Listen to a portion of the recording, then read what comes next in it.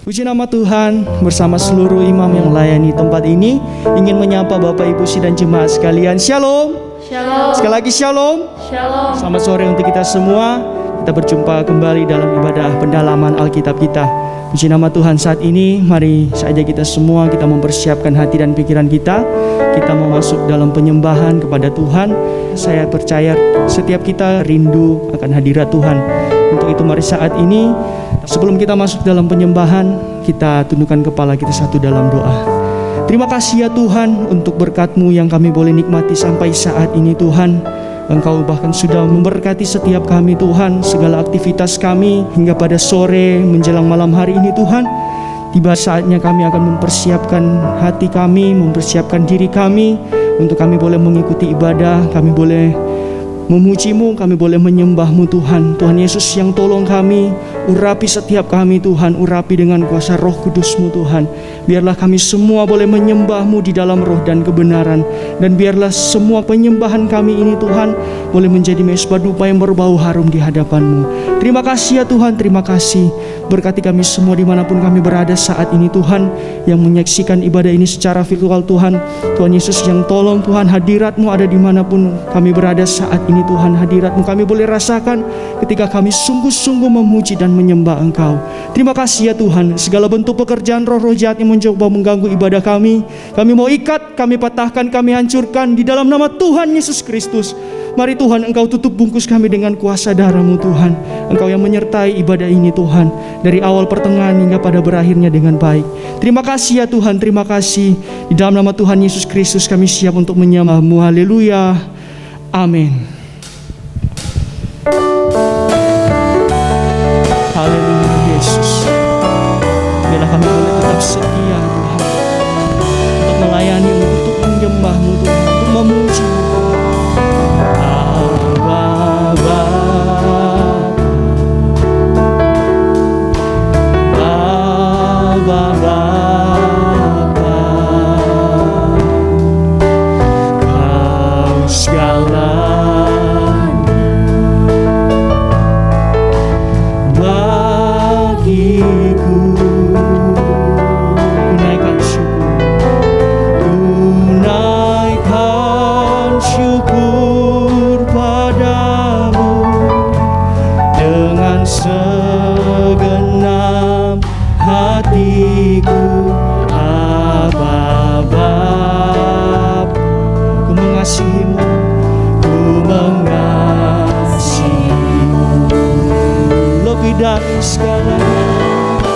Lebih dari segalanya,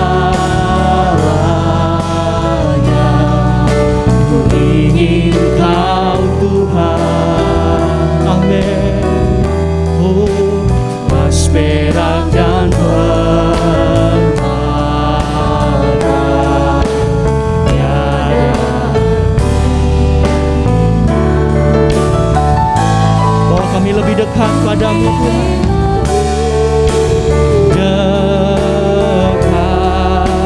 Bersekutu denganmu, bersekutu denganmu, jadikan hamba setia kepadamu. kami mau tetap setia kepadamu Tuhan. Haleluya Yesus.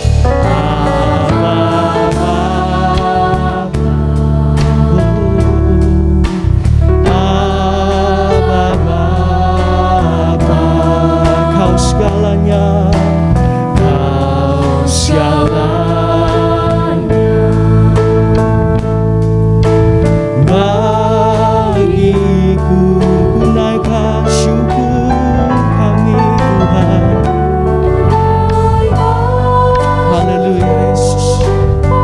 Kami bersyukur untuk segala kebaikan Tuhan. Dengan segenap hati kami datang kepadamu.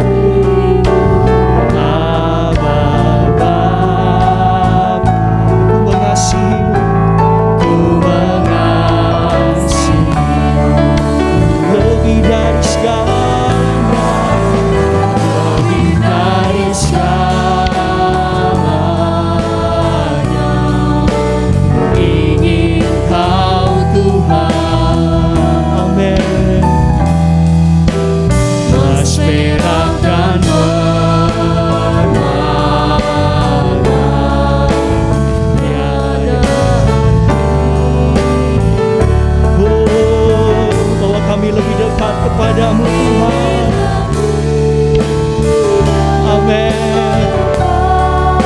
bersekutu denganmu, bersekutu denganmu.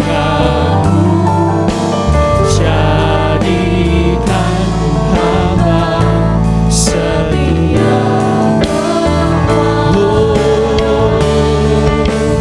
Lebih dari segalanya, lebih dari segalanya, kami rindukan Engkau Tuhan. Oh Yesus, emas perak dan permata,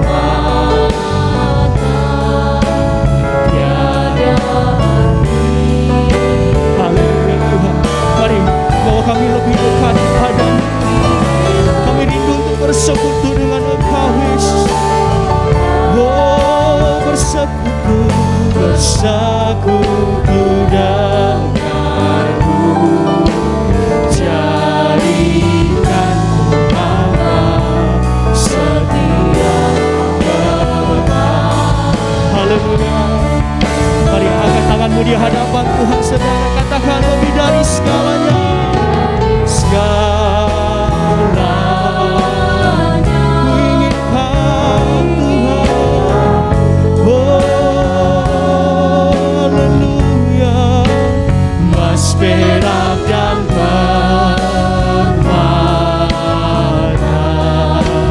tiada arti. Oh Yesus, haleluya, haleluya. Bersekutu denganmu Tuhan. Jadikan ku hamba setia.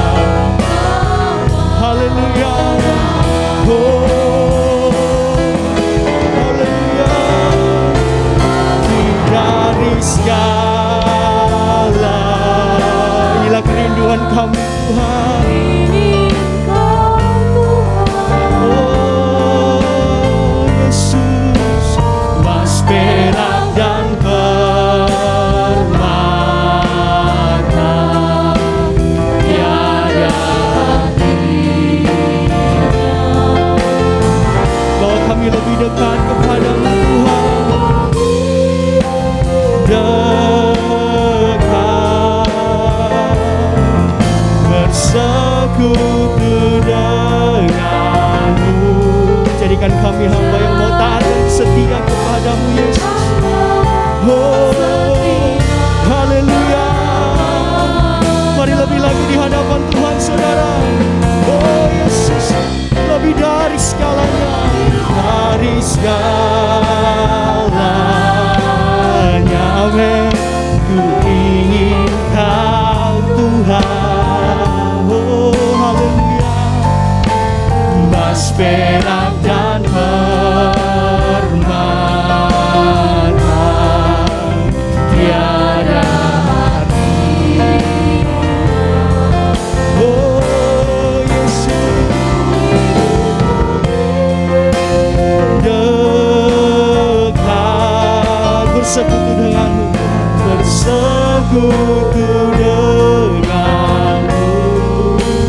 Jadikan ku hamba setia kepadamu.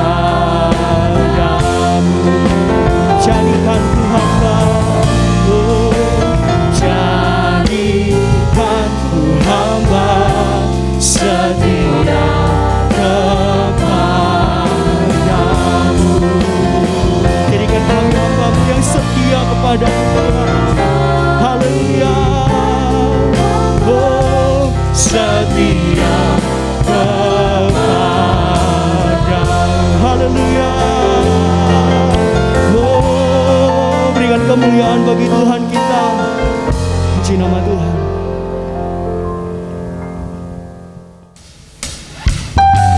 Mari setiap kita merasakan kebaikan Tuhan, mari saudara kita mau bersuka cita di hadapan Tuhan sambil kita angkat satu nyanyian. Allah itu baik, sungguh baik bagiku.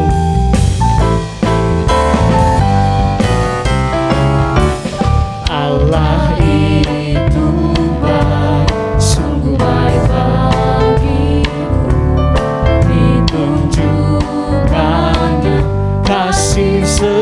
setianya. Kau yang menyediakan Tuhan, yang ku perlukan. Amin.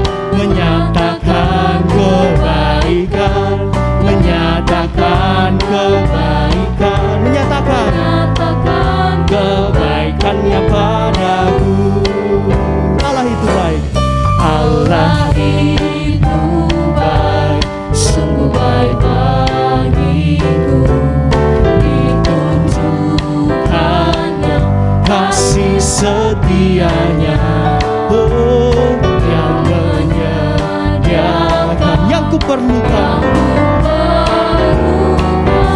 Amin. Menyatakan kebaikan, menyatakan kebaikan, menyatakan kebaikannya padaku. Kasih setianya, kasih setianya tak pernah berubah, dulu, sekarang, dan selamanya. Amin. Ajaiblah kuasa dalam namanya.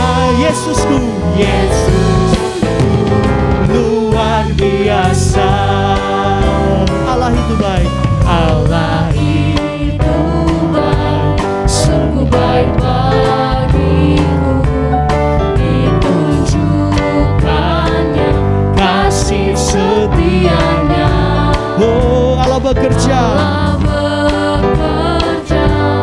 dalam segala hal, mendatangkan kebaikan, mendatangkan kebaikan, mendatangkan kebaikannya padaku. Kasih setianya, oh haleluya, tak pernah berubah, dulu sekarang, dan selamanya. Haleluya. Ajaiblah kuasa dalam namanya.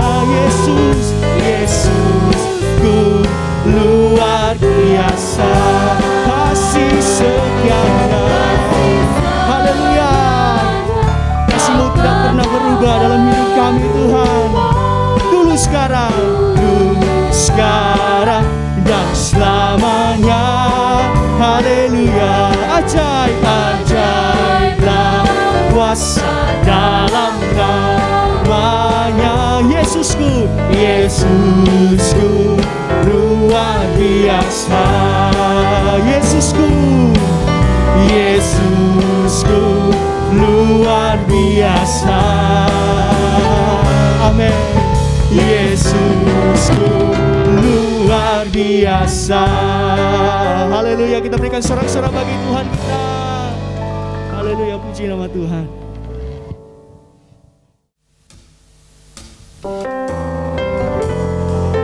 Engkau yang menyelidiki setiap hati kami Tuhan. Ini hati kami Tuhan, ini hidup kami Tuhan, kami bawa kepadamu Yesus.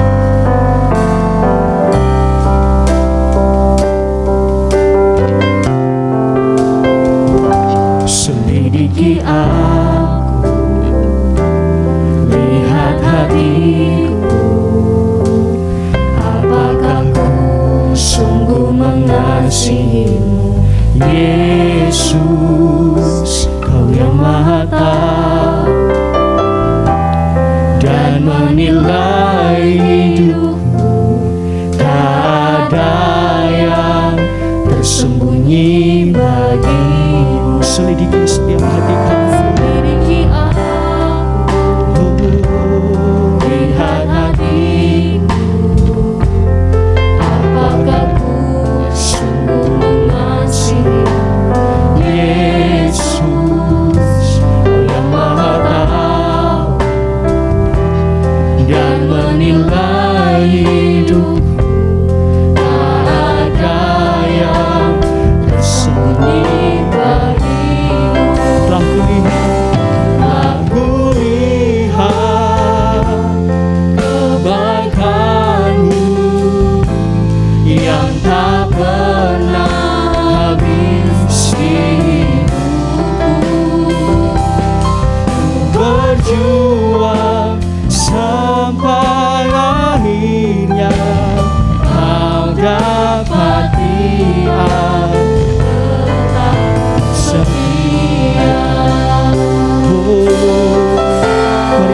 setiap hati kami Tuhan. Miliki Allah,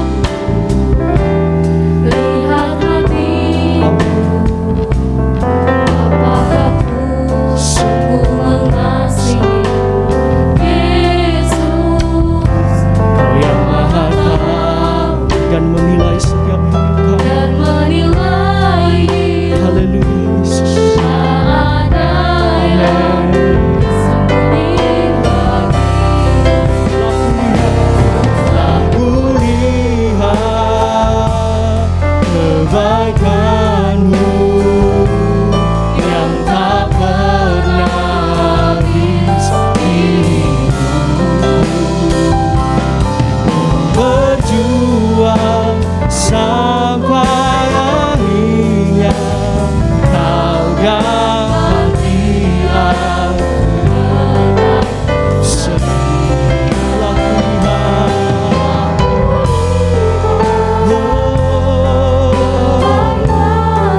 Terima kasih Tuhan, Tak tak pernah habis kebaikan-Mu dalam hidup kami. Haleluya.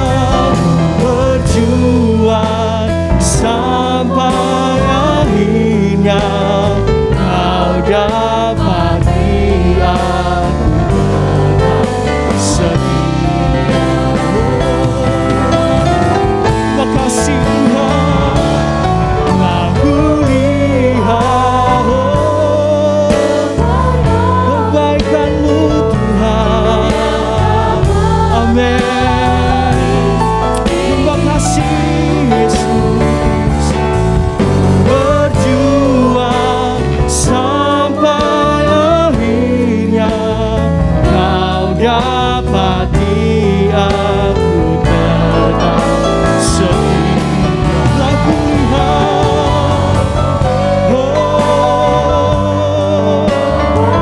haleluya, yang tak pernah habis hidupku. Amin. Berjuang sampai akhirnya Kau dapati aku tetap setia. Katakan ku berjuang. Ku berjuang sampai akhirnya Kau dapati aku tetap setia. Kau dapati aku tetap setia. Haleluya. Terima kasih Tuhan. Terima kasih Yesus. Itulah yang menjadi kerinduan kami. Biarlah kami boleh tetap setia kepadamu Tuhan. Setia dalam setiap pelayanan kami Tuhan. Terima kasih Tuhan, terima kasih. Kami yakin dan percaya Tuhan, hadirat-Mu ada di tengah-tengah kami Tuhan. Ketika kami sungguh-sungguh menaikkan pujian dan penyembahan kami Tuhan. Berkati setiap kami dimanapun kami berada saat ini Tuhan. Urapi kami dengan Roh Kudus-Mu Tuhan. Biarlah kami semua boleh mengerti setiap firman-Mu Tuhan yang disampaikan oleh hamba-Mu sebentar. Terima kasih Tuhan, terima kasih. Kami siap untuk mendengarkan firman-Mu di dalam nama Tuhan Yesus Kristus. Haleluya. Amin. Puji Tuhan, kita berbahagia berjumpa kembali di ibadah pendalaman Alkitab hari ini. Saya bersama istri menyampaikan salam semua kita. Tuhan Yesus memberkati, dan inilah hari di mana kita lebih banyak memperhatikan dan membaca firman Tuhan. Hari ini Wahyu pasal 3 ayat 1 sampai 6 kepada jemaat Sardis. Dan tuliskanlah kepada malaikat jemaat di Sardis. Ya. Inilah firman Dia yang memiliki ketujuh roh Allah dan ketujuh bintang itu. Aku tahu segala pekerjaanmu. Engkau dikatakan hidup padahal engkau mati. Ya. Bangunlah dan kuatkanlah apa yang masih tinggal yang sudah hampir mati. Sebab tidak satu pun dari pekerjaanmu aku dapati sempurna di hadapan Allahku. Karena itu ingatlah bagaimana engkau telah menerima dan mendengarnya. Turutilah itu dan bertobatlah. Karena jikalau engkau tidak berjaga-jaga, Aku akan datang seperti pencuri, dan engkau tidak tahu pada waktu manakah aku tiba-tiba datang kepadamu. Ya. Tetapi di Sardis ada beberapa orang yang tidak mencemarkan pakaiannya. Mereka akan berjalan dengan aku dalam pakaian putih, karena mereka adalah layak untuk itu. Barang siapa menang, ia akan dikenakan pakaian putih yang demikian. Ya. Aku tidak akan menghapus namanya dari kitab kehidupan, melainkan aku akan mengaku namanya di hadapan Bapakku dan di hadapan para malaikatnya. Siapa bertelinga, hendaklah ia mendengarkan apa yang dikatakan Roh kepada jemaat-jemaat. Ini mendengarkan bukan hanya telinga jasmani, harus juga mendengarkan telinga roh kita, ya, hati kita. Sebab firman Tuhan mengenai jemaat Sardis ini dikatakan demikian, aku tahu. Tuhan kepada 7 gereja di Asia Kecil, kepada 7 jemaat, Tuhan berkata, aku tahu. Aku tahu kesusahanmu. Aku tahu apa yang kau kerjakan. Hari-hari ini lebih banyak daripada yang lalu. Aku tahu. Aku tahu. Jadi apa yang menjadi pekerjaan yang dikerjakan oleh 7 jemaat, dan itu juga merupakan sekarang kita ini jemaat-jemaat Tuhan, gereja Tuhan di akhir zaman ini. Tuhan tahu. Tuhan itu maha tahu dari awal sampai akhir nanti. Tuhan tahu apa yang kita kerjakan. Tuhan tahu apa yang kita butuhkan. Nah, ke-7 jemaat ini Tuhan mengatakan aku tahu. Sebab mata Tuhan, ya, mata Tuhan itu menyoroti, melihat sampai apa yang tidak mungkin dilihat oleh manusia, itu dilihat oleh Dia. Dan mata Tuhan itu menjelajah seluruh bumi. Jadi matanya Tuhan tidak hanya berhenti di Efesus, ya, berhenti di Sardis, Laodikia, Philadelphia, tapi mata Tuhan itu sampai ke seluruh bumi. Ya, puji Tuhan. 2 Tawarik 16 ayat 9. Karena mata Tuhan menjelajah seluruh bumi. Matanya Tuhan menjelajah seluruh bumi ini. Ya, menjelajah, mata Tuhan menjelajah seluruh bumi. Jadi Tuhan tahu, sebab Tuhan melihat, dan dikatakan Ibrani 4, tidak ada satu makhluk pun tersembunyi di hadapannya, semuanya telanjang. Ya, terus Untuk melimpahkan kekuatannya, ya, kepada mereka yang bersungguh hati terhadap Dia. supaya kita sungguh-sungguh hati, punya takut akan Tuhan, karena Tuhan itu membalas sesuai dengan apa yang kita perbuat. Puji Tuhan. Saya mau melanjutkan apa yang Tuhan tahu di jemaat Sardis ini.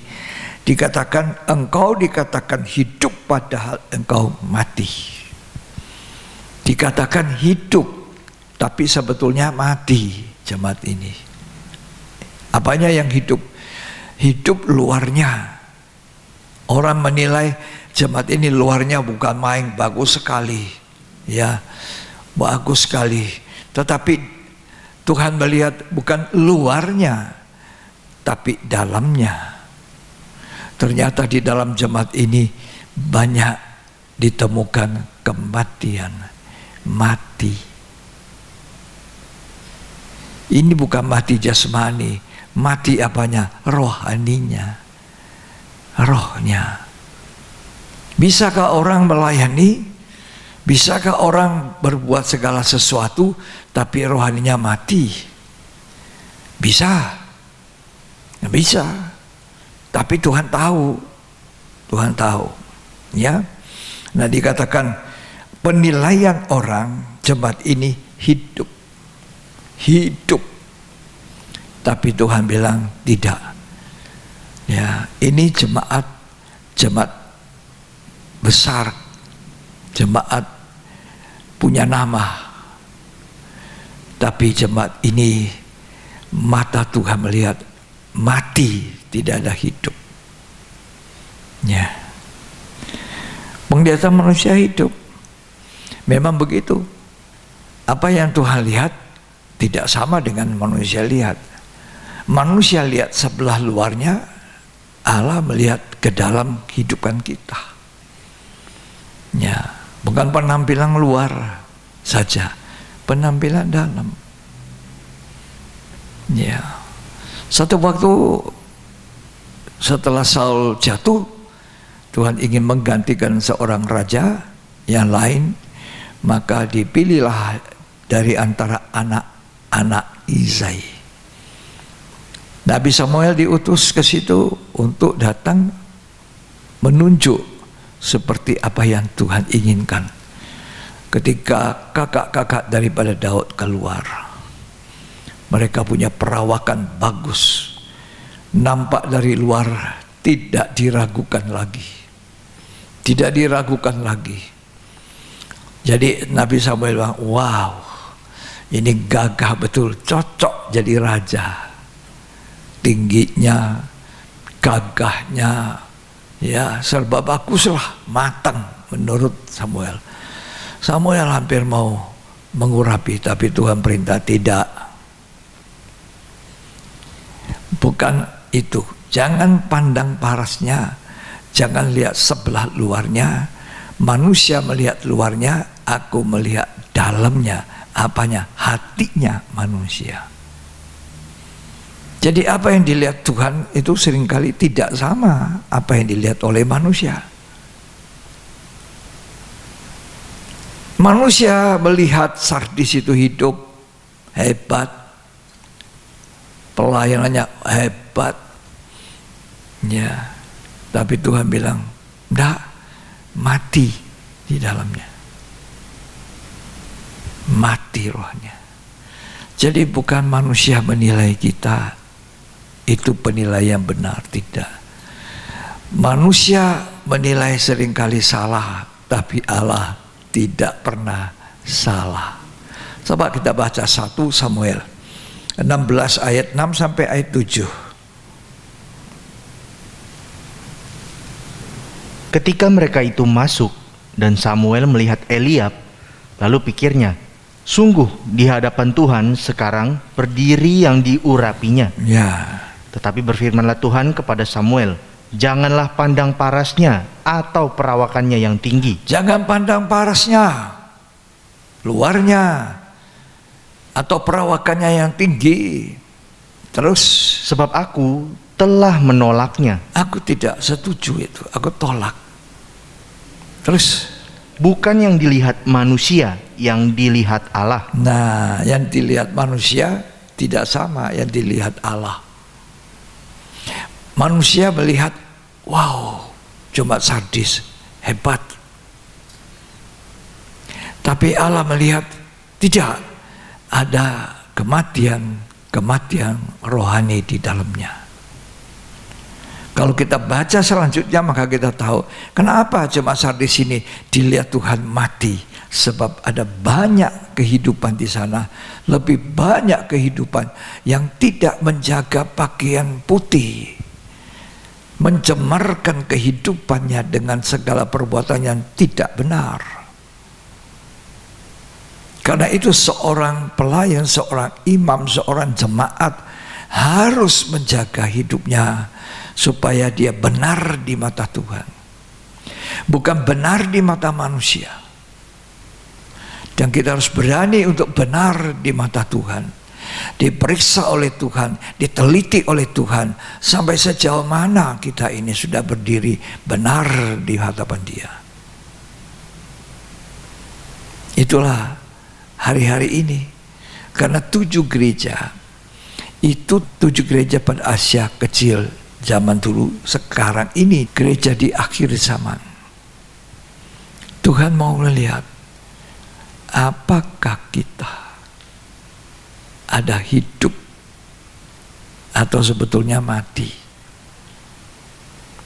Ya, tampilan luar tidak menentukan di dalamnya.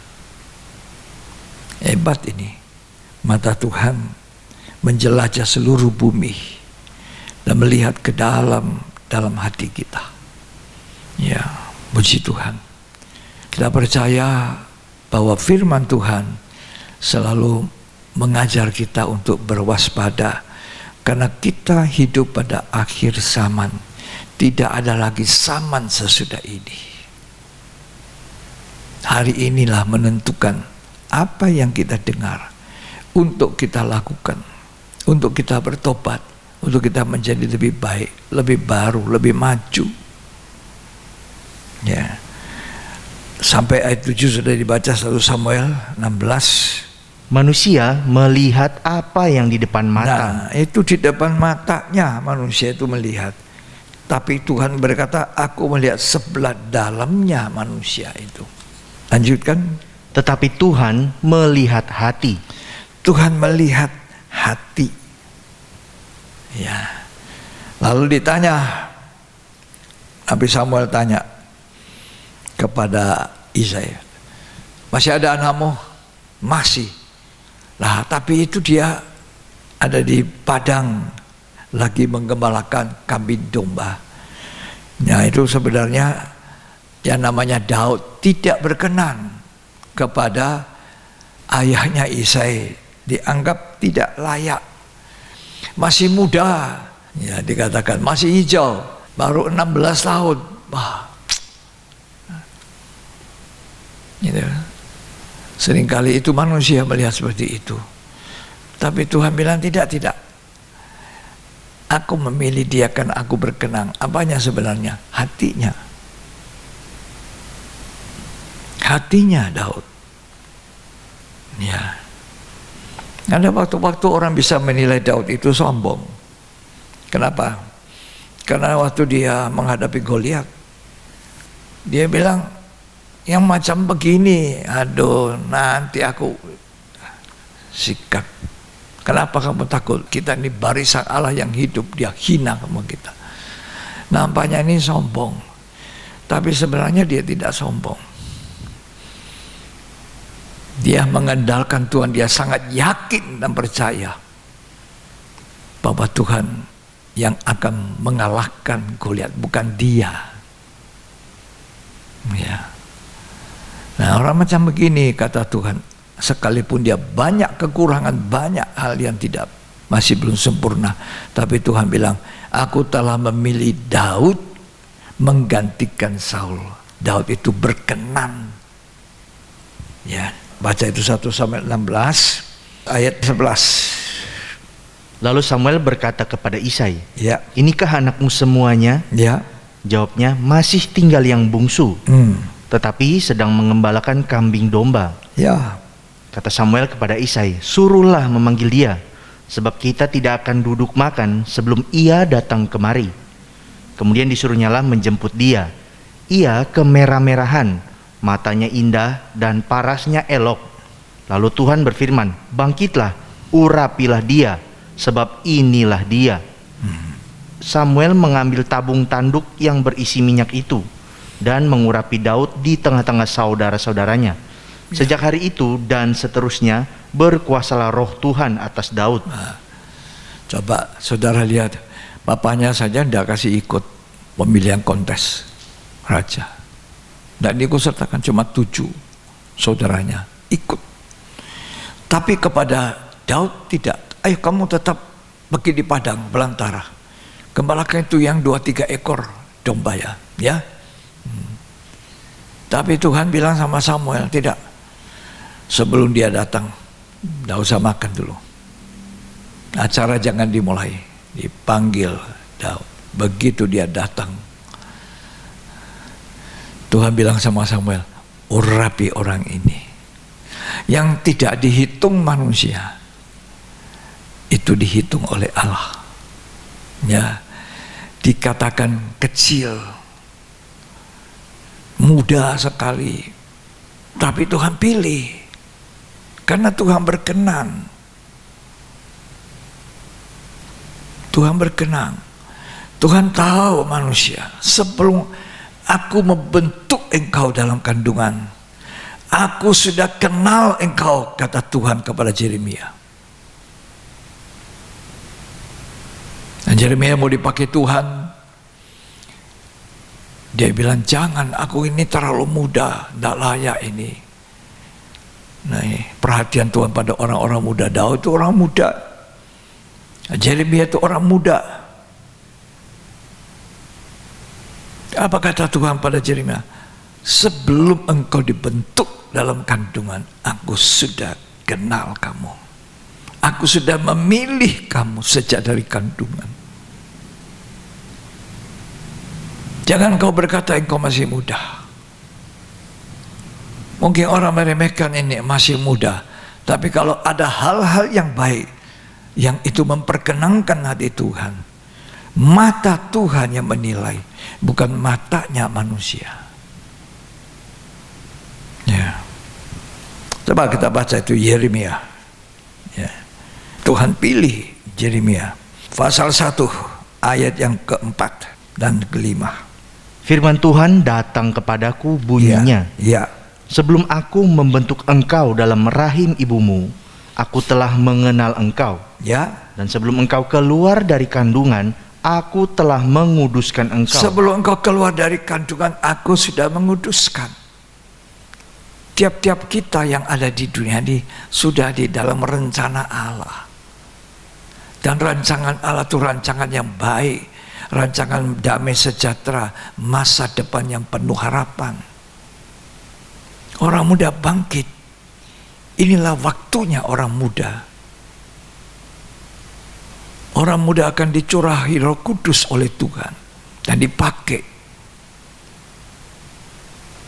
Jangan sia-siakan masa mudamu. Bangkitlah di generasi kamu ini. Ya. Pakai hidupmu yang ada, kekuatanmu yang ada untuk kemuliaan Tuhan. Jangan hanya mengejar dunia. Dunia tidak ada apa-apanya, kosong. Dunia itu seperti bawang bombay. Ketika kita dikupas, makin dikupas, makin kosong, tidak ada isinya. Itu yang kamu kejar. Akhirnya satu waktu kamu akan menyesal. Hari ini kalau kamu dengar suara Tuhan, di dalam diri orang muda ini dirindukan oleh Tuhan seperti Daud, seperti Yeremia. Kita baca lanjut dulu. Aku telah menetapkan engkau menjadi nabi bagi bangsa-bangsa. Ya. Maka aku menjawab, Tuhan Allah, sesungguhnya aku tidak pandai berbicara, sebab aku ini masih muda. Tetapi Tuhan berfirman kepadaku, janganlah katakan aku ini masih muda. Ya, jangan bilang kamu masih muda. Orang muda bisa berguna.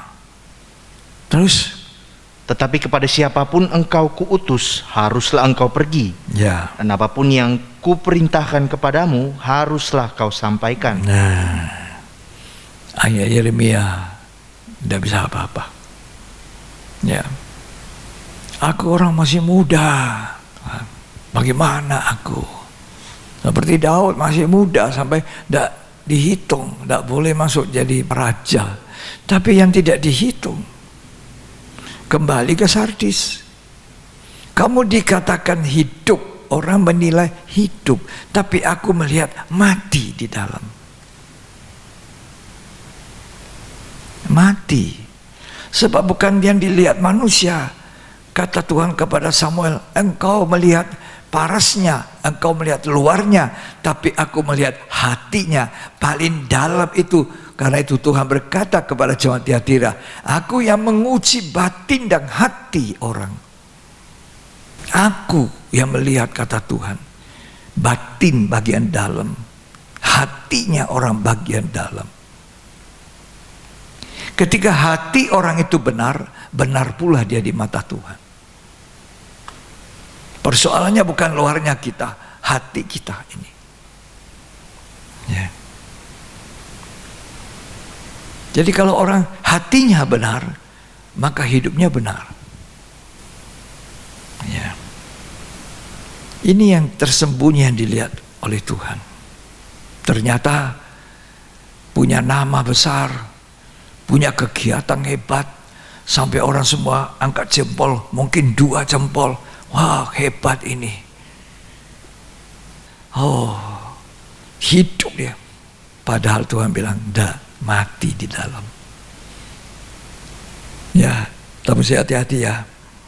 Tuhan melihat hati.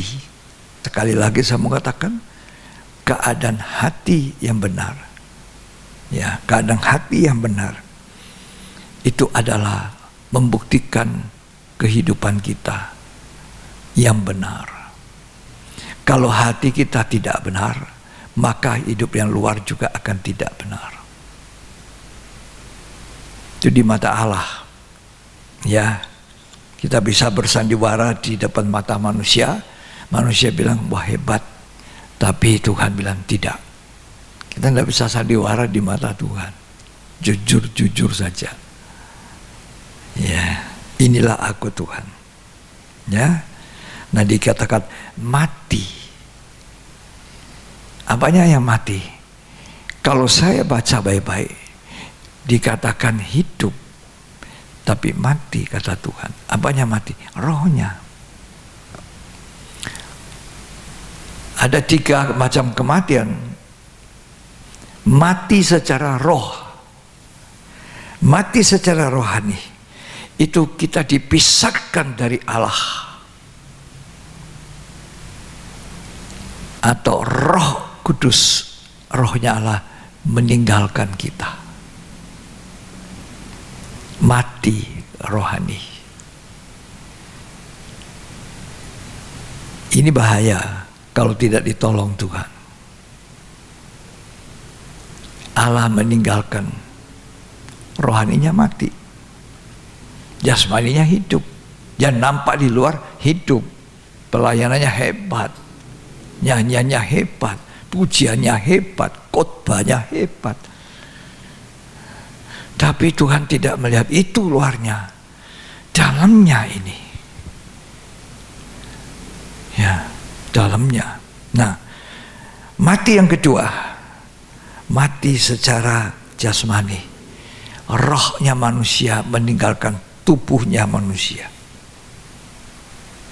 Ini mati jasmani. Kematian jasmani tidak akan berakibat yang tidak baik kepada orang yang percaya pada Tuhan dan rohnya hidup di hadapan Tuhan dengan benar. Karena itu Tuhan bilang, kematian jasmani tidak akan membuat orang itu rugi, tetapi kematian rohani ini yang kita harus berhati-hati. Roh Allah meninggalkan. Dan yang ketiga, kematian kekal, mati kekal. Mati kekal ini adalah mati di dalam lautan api selamanya, neraka. Siapa mereka? Orang yang tidak terdapat namanya di kitab kehidupan. Kita bergumul, kita berjuang supaya kita tidak masuk di dalam tempat itu. Di sana ulat tidak mati. Tidak ada waktu batas. Oh, nanti selesai hukuman 6 bulan, 1 tahun, 6 tahun diangkat keluar dari. Tidak. Sekali masuk di dalam lautan api, masuk selama-lamanya, selama-lamanya, tidak ada awal, tidak ada akhir lagi di situ. Itu namanya mati kekal. Kematian yang kedua kata Wahyu 20. Siapa mereka yang tidak ada namanya di dalam kitab kehidupan? Ini ngeri sekali.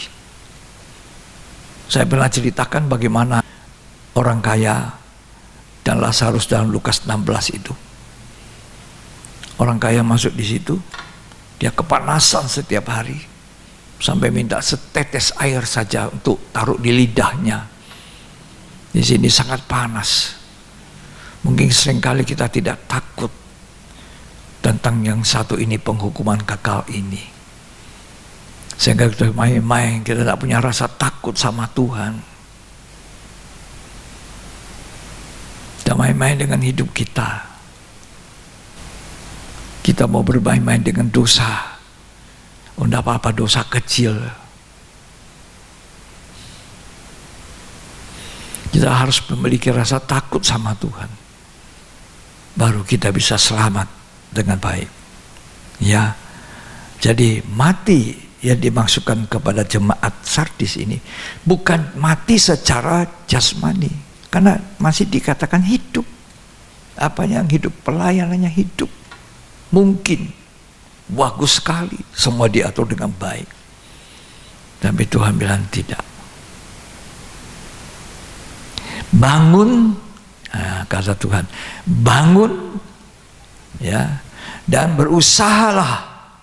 Diberi kesempatan. Ini kebaikan Tuhan yang tidak pernah kita bisa ukur. Kasihnya Tuhan yang selalu memberi kesempatan ke manusia, manusia yang bobrok sekalipun kehidupannya. Diberi kesempatan. Selama kau masih ada nafas hidup di bumi, Tuhan beri kesempatan. Untuk apa? Untuk bertobat.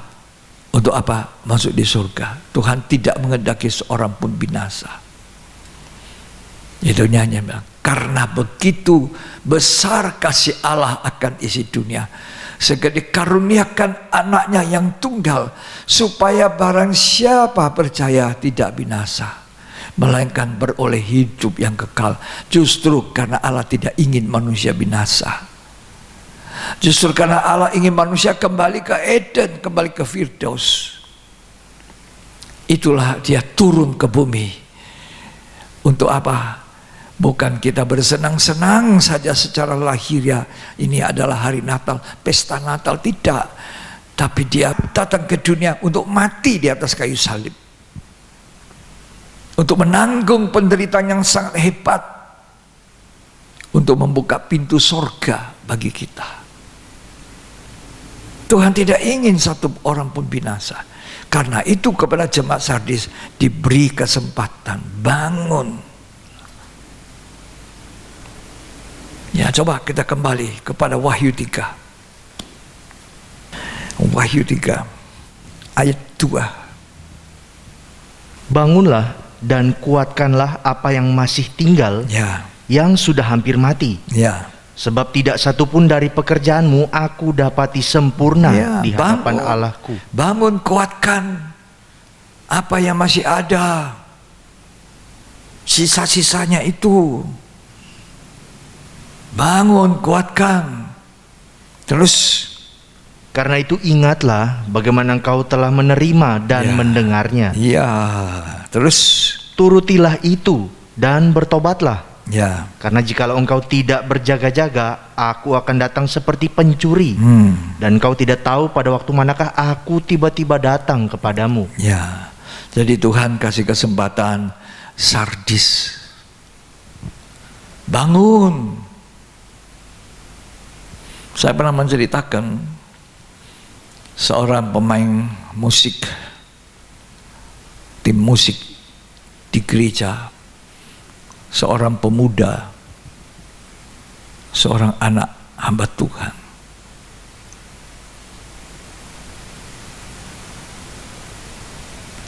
Melayani Tuhan begitu giat.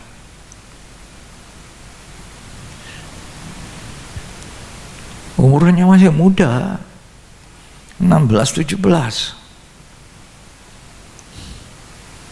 Siapa yang tahu bahwa dia itu begitu rajin, bahkan mengajar sekolah minggu, duduk di atas mimbar main musik. Tidak ada yang tahu, mata Tuhan lihat. Mungkin orang pikir hebat ini. Anak seorang pelayan Tuhan lagi. Mungkin kata-kata orang, ya hebat, hidup. Fasih lagi lidah. Mana ada orang tahu. Di tahun 80-an awal-awal, seorang hamba Tuhan dari luar negeri datang dan berkhotbah di KKRI yang dimana saya juga turut hadir. Wah, anak muda ini maju ke depan seperti apa, dia menangis luar biasa.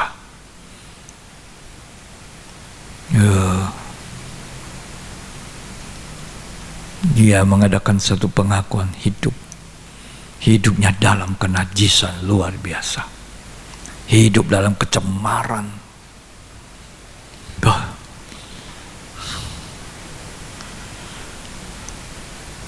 Berzina dengan 7 orang perempuan.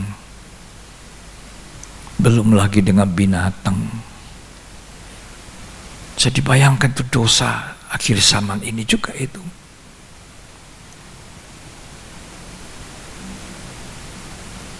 Ya, belum lagi sesama jenisnya. Wah, tapi bisa di gereja nampaknya main musik, jadi kurus. Anak-anak, apa anak mau taat sama orang tua? Ya, haleluya. Tuh dia menangis dan Tuhan tolong dia. Dia bertobat. Terpuji Tuhan. Tuhan selalu memberi kesempatan kepada kita di akhir zaman ini. Jelang datangnya Tuhan yang kedua kali. Untuk satu mengalami kehidupan yang dibenarkan.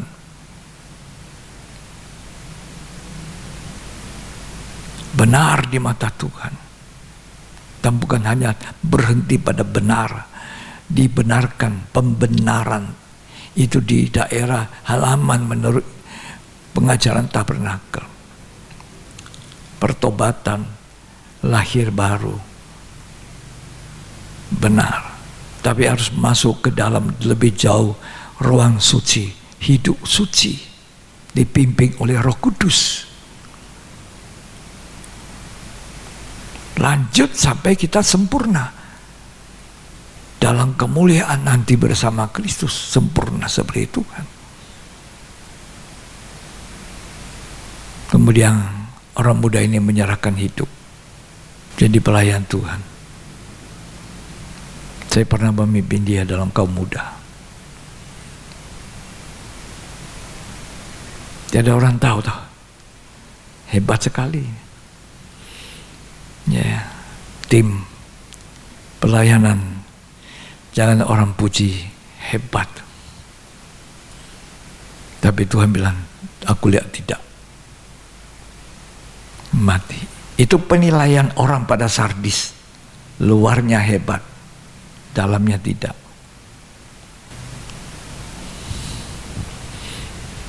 Masih dikasih ingat. Ingat bagaimana kamu menerima dan mendengar. Kalau hari ini kita mendengar firman Tuhan, jangan kita keraskan hati, jangan kita tolak untuk tidak mau taat, tidak mau memperbaiki. Sedikit waktu lagi, tidak akan ada lama waktu Tuhan datang kembali.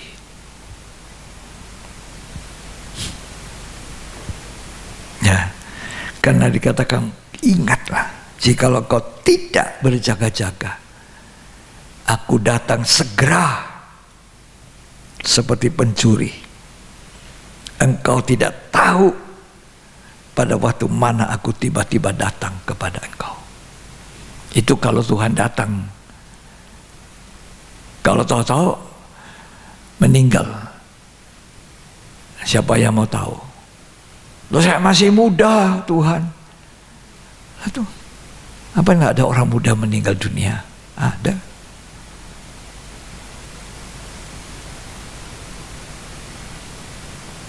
Bukan karena muda saya akan hidup 1000 tahun lagi. Dah. Memang kita hidup hari ini karena Tuhan masih berkemurahan kasih hidup. Kesempatan hidup itu kita membenahi diri. Apa yang kamu terima, dengar itu firman Tuhan. Jangan masuk sini, keluar. Banyak orang sekalipun suka diajar, suka mau mendengar kebenaran, tapi tidak sampai kepada kebenaran, cuma ingin suka diajar. Ayat 4 Wahyu 3. Tetapi di Sardis ada beberapa orang yang tidak mencemarkan Nah, di pakaiannya. Sardis ada beberapa orang yang tidak mencemarkan pakaiannya. Lanjut. Mereka akan berjalan dengan aku dalam pakaian putih, Ya. karena mereka adalah layak untuk itu. Ya. Ayat 5. Barang siapa menang, ia akan dikenakan pakaian putih yang demikian. Ya. Aku tidak akan menghapus namanya dari kitab kehidupan, Ya. melainkan aku akan mengaku namanya di hadapan Bapakku Ya. dan di hadapan para malaikatnya. Ya. Siapa bertelinga, hendaklah ia mendengarkan apa yang dikatakan Roh kepada jemaat-jemaat. Ya. Siapa bertelinga, pakai telinga ini mendengar, tapi pakai juga telinga hati kita mendengar. Ada orang cuma dengar telinga ini, sedap, bagus ini, khotbahnya good. Ya, turuti dulu. Turuti, lakukan. Tuhan mau lihat satu kenyataan dari satu perubahan hidup. Ya. Jangan sekali mati, terus mati secara rohani. Bukan yang di luar kegiatan kita itu. Kegiatan di luar itu tidak menentukan hati ini. Tapi hati ini yang menentukan yang di luarnya. Kalau kita rendah hati, kelihatan juga dari sikap kita. Kalau kita lembut hati, kelihatan juga dari sikap kita di luar, lembut. Kalau kita sombong, kelihatan juga sombongnya. Ya. Jadi di Sardis beberapa orang, artinya cuma sedikit orang dari mayoritas orang tidak benar mati secara rohani. Saya tahu kalau mati itu artinya apa? Dia secara rohani mati, Roh Allah meninggalkan. Karena apa? Kelakuan tidak betul, ada dosa, ada pelanggaran, nggak mau berubah, tidak pernah mau baik.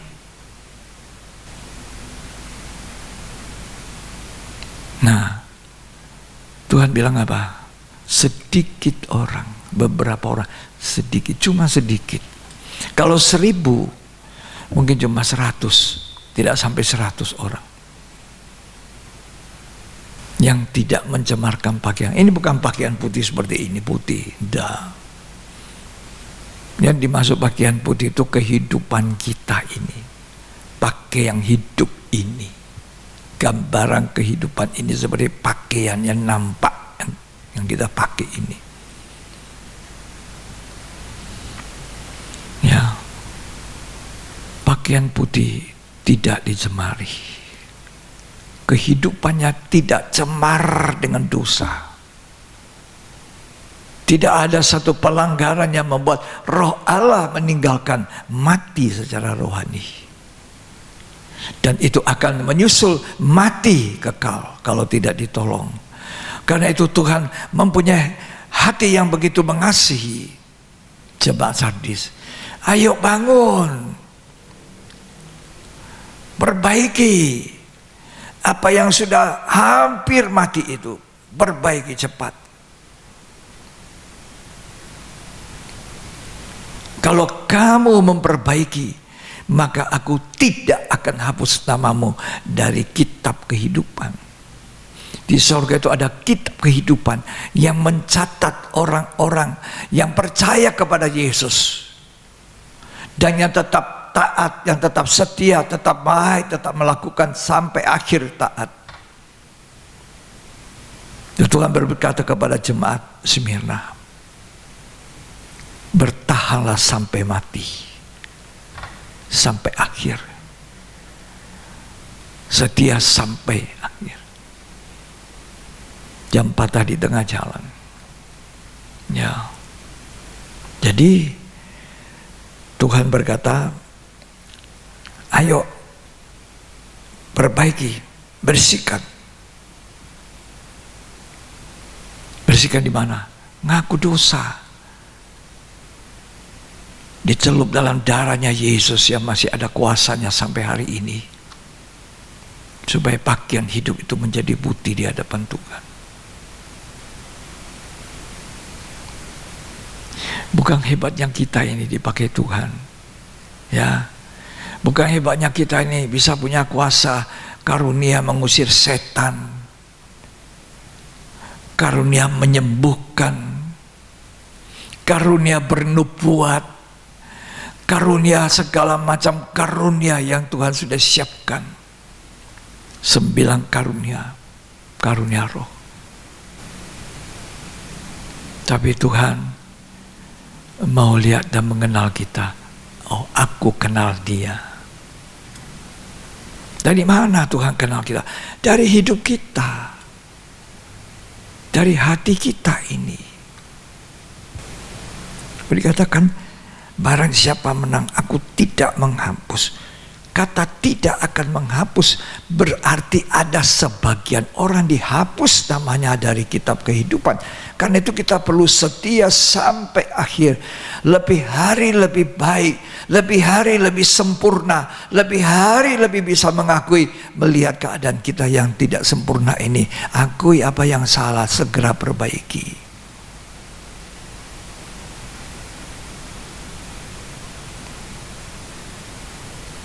Dan masih ada kesempatan. Suaminya datang sama istrinya. Mama aku, aduh, sudah ampuni saya ya. Saya kembali kepada saya berbuat dosa. Istrinya tidak mau ampuni. Tidak mau. Ini pelayan Tuhan.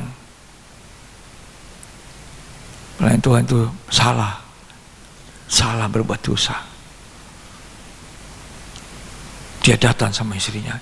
Istrinya, tidak. Aku tidak mengampuni, sakit hati dia. Sakit hati. Tidak akan mengampuni. Suaminya berapa kali datang. Ayo ya, ayolah. Kita berdamai ya. Kita sama-sama lagi ya. Kumpul sama-sama ya. Tidak mau. Istrinya meninggal, mati, meninggal dunia. Masuk di mana? Masuk di mana? Kalau kamu tidak mengampuni, Tuhan juga tidak mengampuni. Bapa kami yang ada di surga, dimuliakan nama-Mu sampai terakhir. Ampunilah kesalahan kami seperti kami mengampuni kesalahan orang.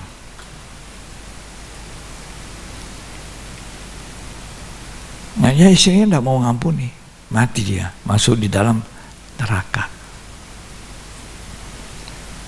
Di neraka baru dia minta-minta, Tuhan, tolong saya, ampuni saya. Sekarang saya mau mengampuni suami saya, tapi sudah terlambat. Sekarang ini masih ada waktu. Bangun. Hidupkan lagi apa yang ada, yang sisa itu, kata Tuhan kepada Sardis.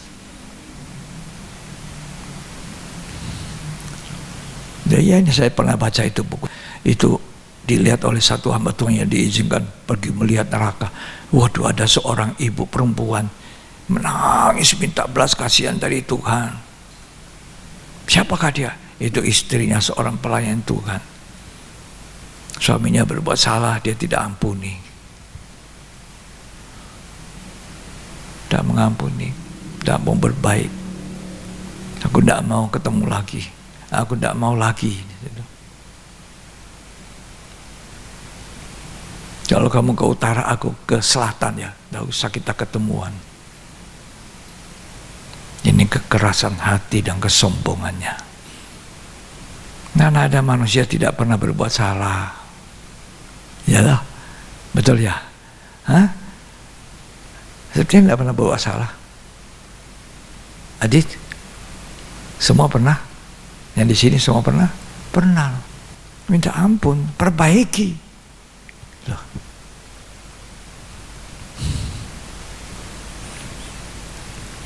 Kalau tidak aku menghapus namamu. Kalau kau tidak menjaga pakaianmu yang sudah cemar itu. Satu kali imam besar Yosua berdiri di hadapan, sedang melayani. Iblis menuju di samping. Pakaiannya kotor, pakaiannya kotor, pakaiannya imam besar Yosua kotor. Tapi Tuhan berdiri di sebelah kanannya. Aku gantikan pakaiannya. Tuh. Coba kita baca ya. Ini waktu yang baik untuk kita memperbaiki, memeriksa kehidupan. Ya, apa yang kita pertahankan. Jangan sampai cuma di luarnya kita kelihatannya ibadah, melayani, tapi tidak pernah memperbaiki. Ya, kita baca di kitab Sakaria 3 ayat 1.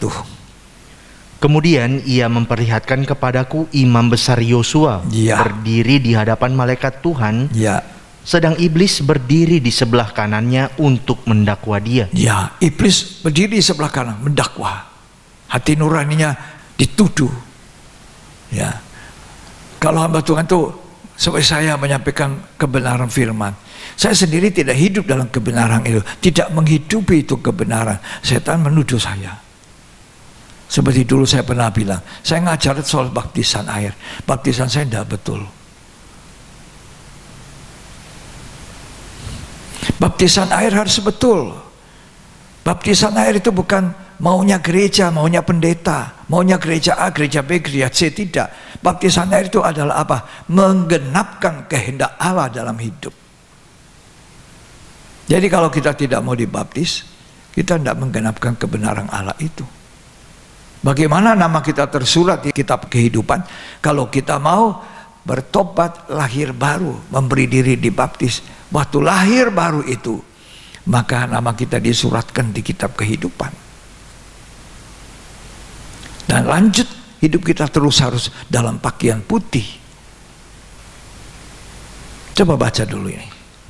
Lalu berkatalah malaikat Tuhan kepada iblis itu, Ya, Tuhan kiranya menghardik engkau, hai iblis. ya, Tuhan yang memilih Yerusalem kiranya menghardik engkau. ya, Bukankah dia ini puntung yang telah ditarik dari api? ya, Adapun Yosua mengenakan pakaian yang kotor. ya, pakaiannya kotor. Terus, Waktu dia berdiri di hadapan malaikat itu, nah, terus, yang memberikan perintah kepada orang-orang yang melayaninya, tanggalkanlah pakaian yang kotor itu daripadanya. ya, Dan kepada Yosua ia berkata, lihat, dengan ini aku telah menjauhkan kesalahanmu daripadamu. ya. Jadi imam besar Yosua memang pakaiannya kotor. Mata orang melihat imam besar Yosua hebat, tapi mata Tuhan lihat pakaiannya kotor. Sama Sardis ini, sebagian besar jemaat Sardis itu mencemarkan pakaian putihnya, dan mata Tuhan melihat itu. Walaupun orang mengatakan wow hebat, hidup, tapi Tuhan bilang mati di dalamnya. Sebab pakaiannya kotor. Jadi waktu kita melayani, baik pemimpin pujian, pelayanan apapun kita, terlebih-lebih kami hamba Tuhan, pelayan firman Tuhan, yang berdiri di hadapan Tuhan dalam pakaian kotor, dalam keadaan tidak ada damai, tidak berdamai dengan Tuhan. Tidak gampang. Terus, Aku akan mengenakan kepadamu pakaian pesta. pakaian pesta, itulah pakaian putih.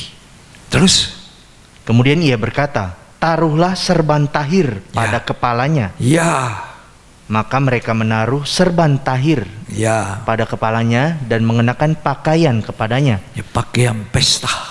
Apa itu pakaian pesta? Kalau saudara baca Wahyu 19 ayat 8, itu pakaian di mana pakaian lenan halus putih berkilau-kilauan itu adalah pakaian orang-orang dengan perbuatan benar. Pakaian pesta itu pakaian lenan halus putih berkilau-kilauan. Itulah perbuatan benar dari orang-orang kudusnya yang layak masuk dalam pesta kawin anak domba. Jangan dicemarkan pakaian hidup ini. Mata Tuhan melihat jemaat Sardis sebagian besar, cuma ada sedikit sekelompok kecil yang tidak kotor pakaiannya. Namamu tidak kuhapus dari kitab kehidupan. Jangan saudara berpikir aku sudah percaya Tuhan, sekali percaya namaku tersurat, aku tidak usah jaga. Rasul Paul mengingatkan kita, kerjakan keselamatan dengan takut dan gentar. Hargai itu keselamatan. Itu mahal. Korbannya Yesus luar biasa. Turun ke dunia, lahir di kandang. Kandang apa? Binatang. Tidak punya tempat tidur. Palungan. Itu satu penderitaan. Dikejar-kejar Herodes. Mau dibunuh. Tidak dapat bayi Yesus. Dibunuh banyak bayi-bayi menjadi korban. Tuhan Yesus datang ke dunia menderita. Itu hikmat Natal. Mati untuk kita, naik ke sorga. Dia akan turun kembali, datang kembali, menjemput kita. Bertahanlah dengan pakaian yang kita punya dari Tuhan ini. Berani kita bersikap, benar, aku benar di matamu Tuhan. Hatiku benar Tuhan. Begitu ada kurang sedikit, fals. Ampuni saya Tuhan. Ampuni saya Tuhan. Apa bedanya imam besar Yosua dengan jemaat Sardis? Orang memuji jemaat Sardis ini. Hebat. Hidup. Tapi Tuhan bilang tidak. Aku tidak lihat itu. Mati. Gagah ini imam besar Yosua. Tapi iblis bilang, itu kotor pakaiannya. Tuhan bilang, ayo gantikan. Tuhan mau menggantikan pakaian putih yang sudah kotor, sudah cemar dari jemaat Sardis. Karena itu saudara yang saya kasih dalam Tuhan. Ketika 70 orang murid datang kepada Tuhan, setan-setan takluk demi namamu. Wow, mereka merasa hebat ini. Setan apa saja takluk, diusir keluar. Roh bisu keluar, roh jahat apapun keluar. Lalu kita merasa kita yang punya power, punya kuasa. Padahal setan takluk karena nama Yesus, bukan karena kita. Malah kalau kitanya tidak benar, malah setan buruh sama kita. Ada itu pendeta. Dia ngusir-ngusir setan, setannya ngamuk, dia lari. Ya. Tahun 80-an sudah lama.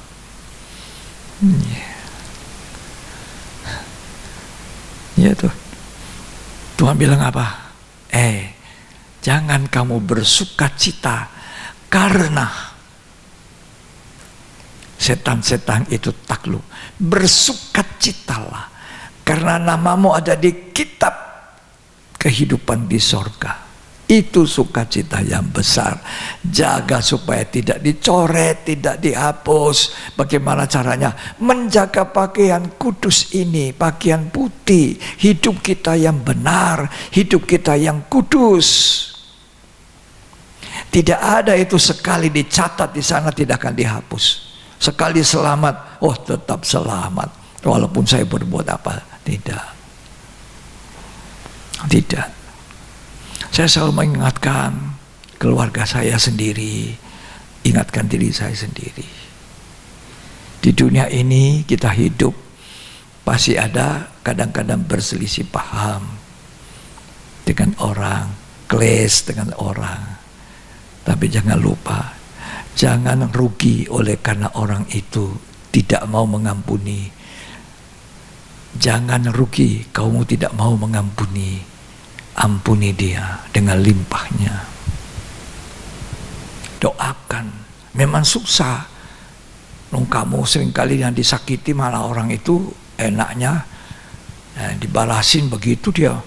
Wah, tapi kita doain terus, Tuhan ampuni biar dia berubah.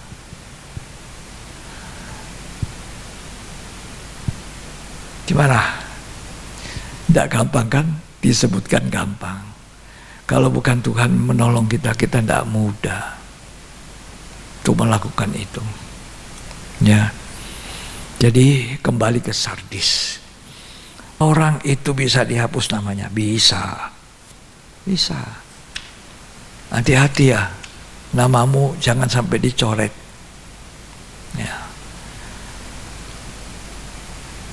Coba baca itu ya. Lukas 10 ayat 20.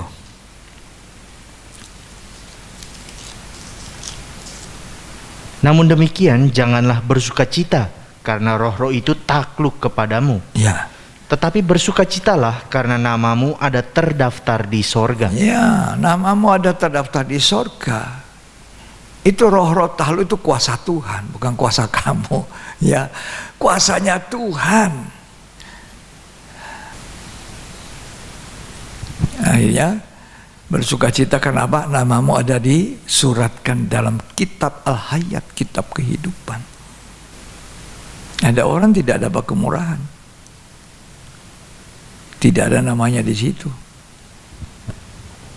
Musa bilang begini sama Tuhan, Tuhan, kalau Tuhan tidak mengampuni bangsa Israel ini, bangsa pilihan-Mu Tuhan, karena menyembah patung belenggu emas, hapuskan namaku dari kitab-Mu. Kitab-Mu apa nih? Kitab kehidupan. Musa rela dibuang ke dalam neraka, bayangkan.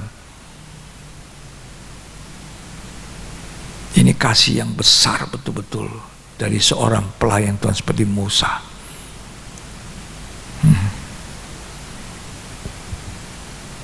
Puji Tuhan. Ya, kita belajar dari Sardis ini.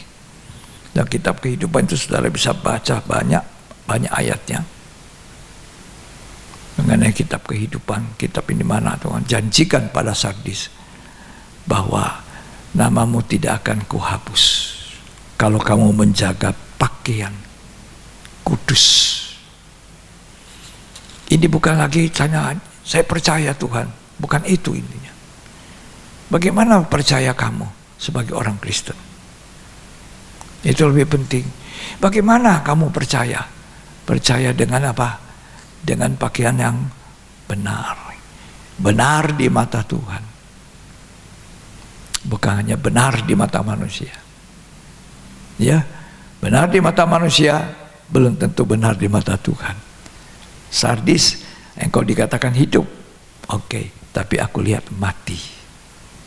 Tidak sama. Tidak sama. Semoga pelajaran dari Sardis ini menjadi berkat bagi kita. Ya, siapa bertelinga, dengarkan baik-baik. Hari ini kalau dengar firman, jangan keraskan hati.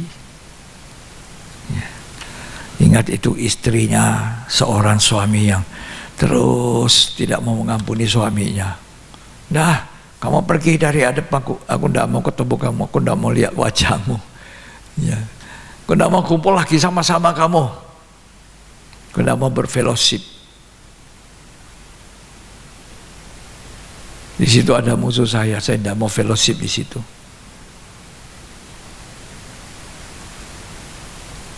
Semua kita ada kesalahan. Kita manusia yang sangat butuhkan kasih karunia Tuhan, belas kasihan Tuhan. Amin. Hendaklah kamu saling mengampuni. hendaklah kamu melayani dalam pakaian kudus. Siapa imam besar Yosua? Pakaiannya kotor. Ya, siapa itu jemaat yang dikatakan besar, punya nama, tapi apa? Mati itu karena ada dosa. Dan yang dibuktikan, sedikit orang tidak mencemarkan pakaiannya. Kalau kamu bisa jaga, maka namamu tidak kuhapus dalam kitab kehidupan. Tuhan Yesus memberkati kita. Mari.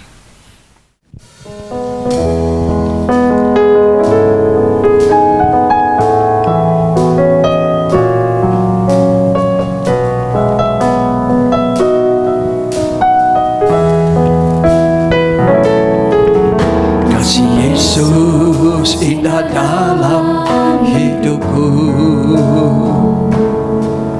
menghiasi hati dan jiwaku.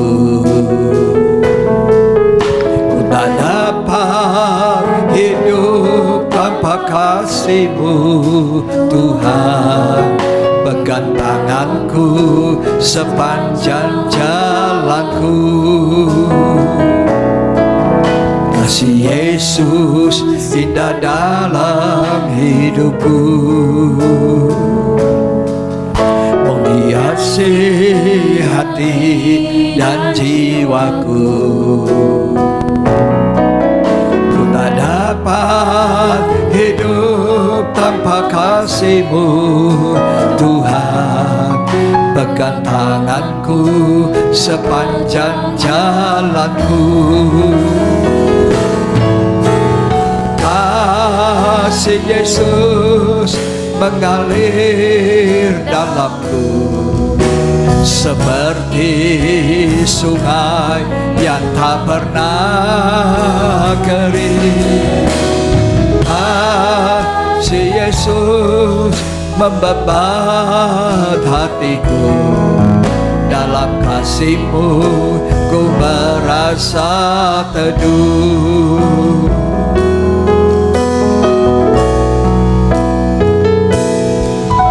Kasih Yesus indah dalam hidupku, menghiasi hati dan jiwaku. Ku tak dapat hidup tanpa kasih-Mu, Tuhan. Pegang tanganku sepanjang jalanku. Kasih Yesus mengalir dalamku, seperti sungai yang tak pernah kering. Kasih Yesus membebat hatiku, dalam kasih-Mu ku merasa teduh. Kasih Yesus mengalir dalamku, seperti sungai yang tak pernah kering. Kasih Yesus membebat hatiku, dalam kasih-Mu ku merasa teduh. Hari-hari ini kita di bulan Desember jelang tahun yang akan datang yang baru, yang kita belum tahu apa yang akan terjadi. Di hari-hari di mana kita sedang melihat dunia sedang bergelora,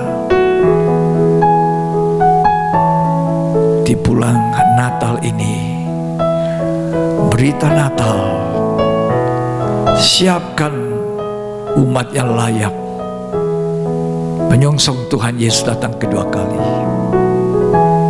Luruskan jalan yang bengkok, yang berbukit, yang berlekak-lekuk. Ini waktunya Kita persiapkan hidup kita untuk menyongsong Tuhan akan datang kembali pada kali yang kedua. Bapa kembali kepada anak, anak kembali kepada Bapa. Jangan ada anak tidak mau berdamai orang tuanya. Seberapapun salah orang tua pada engkau, berulang-ulang kali kesalahannya, berulang-ulang kali engkau pun harus mengampuni, memaafkan. Begitu juga sebaliknya orang tua kepada anak, berulang-ulang kali kesalahan orang tua pada anak, ampuni orang tuamu.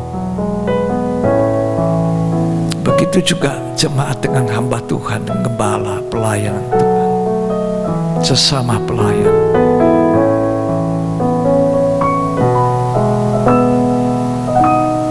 Ini waktunya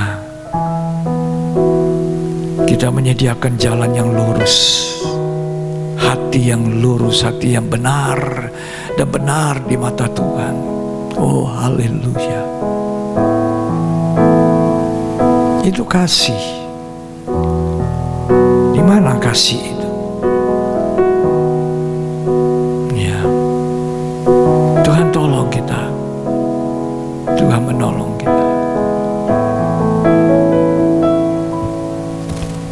Kasih Yesus indah dalam hidupku, menghiasi hati dan jiwaku. Ku tak dapat hidup tanpa kasih-Mu Tuhan. Pegang tanganku sepanjang jalanku. Kasih Yesus mengalir dalamku, seperti sungai yang tak pernah kering. Kasih Yesus membebat hatiku. Dalam kasih-Mu ku merasa teduh. Dalam kasih-Mu ku merasa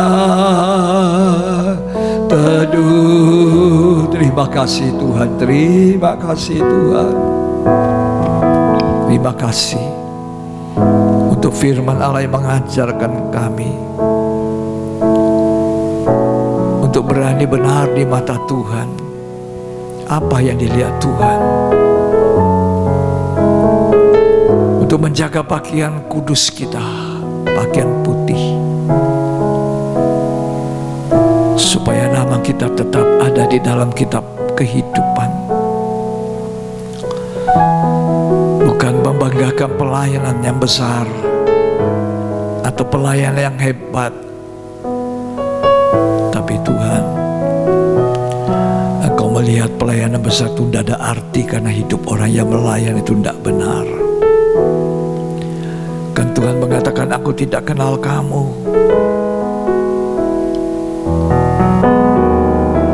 Terima kasih untuk peringatan Tuhan.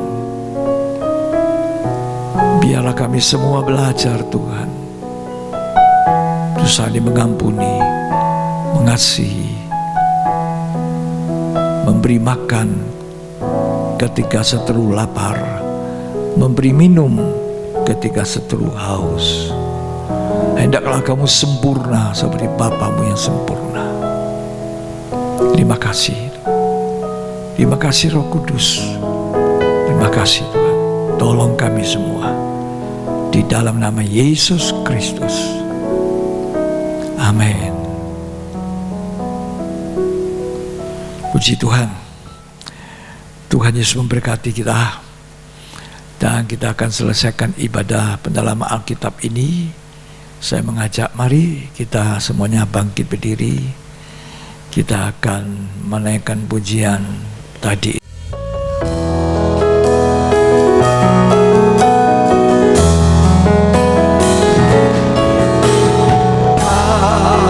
kasih Yesus mengalir dalamku seperti sungai yang tak pernah kering.